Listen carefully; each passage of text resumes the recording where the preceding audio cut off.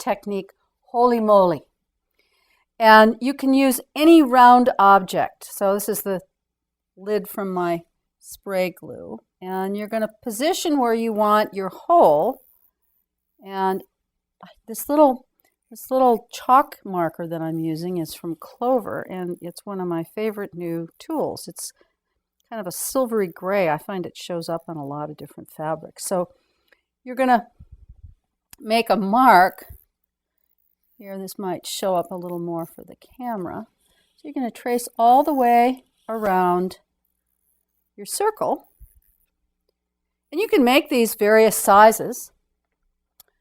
Then what I will do is cut carefully along that cutting line.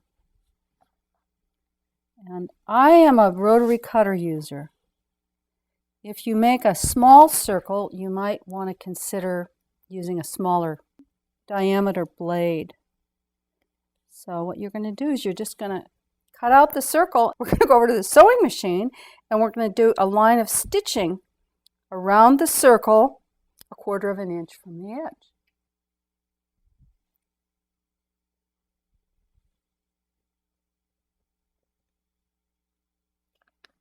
I am using my number 37 foot. It's 1/4 of an inch versus my basic foot that I use most of the time because I want to sew a little tiny 1/4 of an inch stitching line from the cut edge, and I'm shortening up my stitch a little bit here to like a length of 2.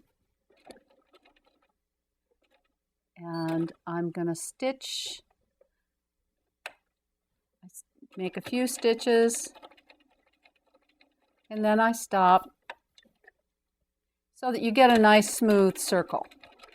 So what we're doing here, and I'm doing it in a contrasting thread so you can see, is I'm doing a stitching line 1/4 of an inch from the edge of the circle.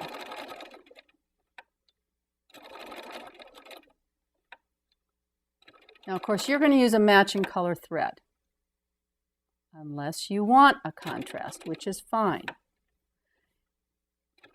And remember, you can make the circle, small or large. I've never made one larger than about 4 inches. But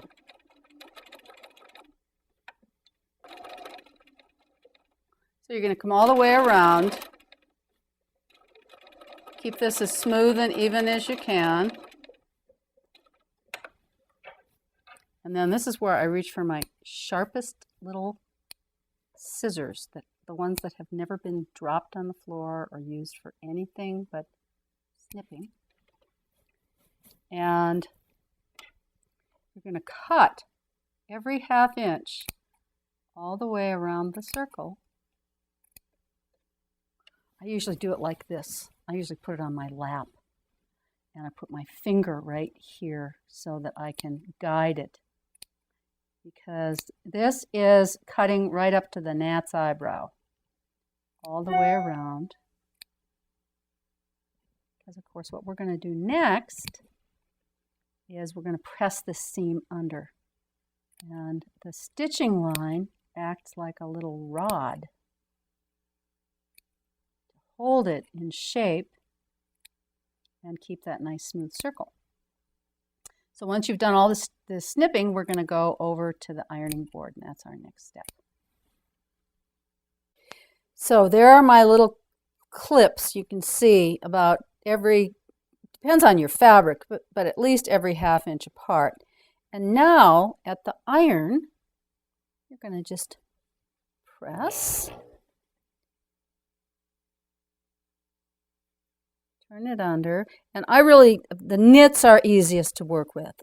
I recommend you make your first sample with a knit because they turn so nicely. They have that little bit of stretch. And I love it. See, it's working beautifully here where I can turn it under so that that stitching line rolls just a tiny little bit to the inside.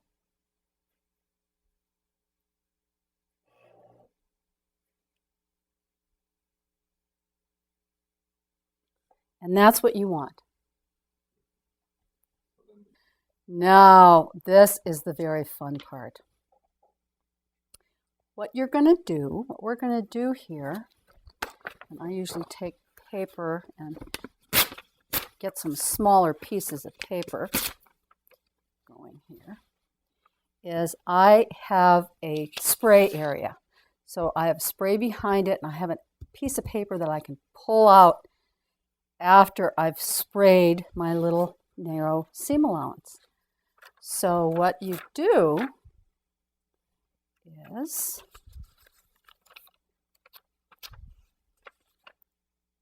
we're going to mask off so that you don't spray anything but that little seam allowance.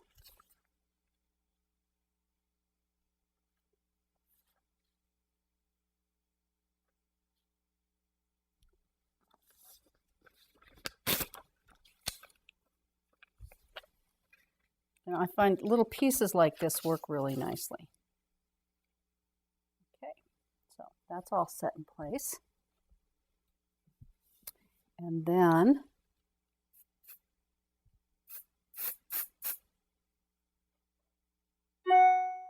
just spray the seam allowance. Okay, and then you can pull these away, and I can use them again. Now, here's something I learned by experience. I was so excited to put the peeps behind it that I didn't realize that that's full of glue, and then it stuck to the glue, and then it was back to plan A. So I've learned to pull that out, so now it will only stick to what I want it to stick to. And this is a double-sided fabric, so this is a natural. You can put in another fabric if you want. It should be a similar weight. I kind of looked at this one and I thought, well, that would be cool in there.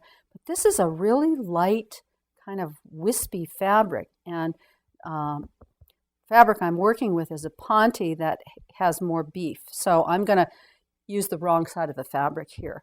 I've also discovered, playing with stripes, that with a knit, the grain doesn't really matter. You can pretty much use whatever grain you want. So I'm just going to set this in place. Oops.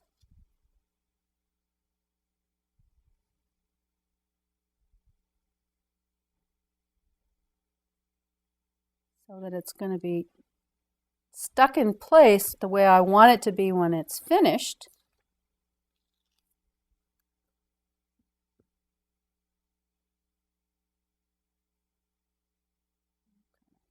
Adjust that a little bit. See, I can play and even out the circle. But there, that looks pretty good. And you can see how the that little stay stitching we did initially can peek out. So you can play with that however you want.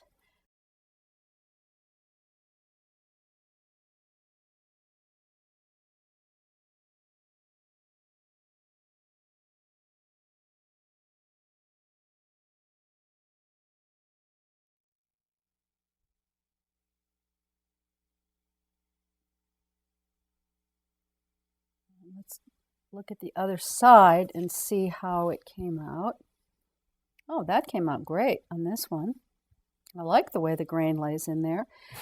This one worked really nicely. I'm hardly seeing any of that stitching.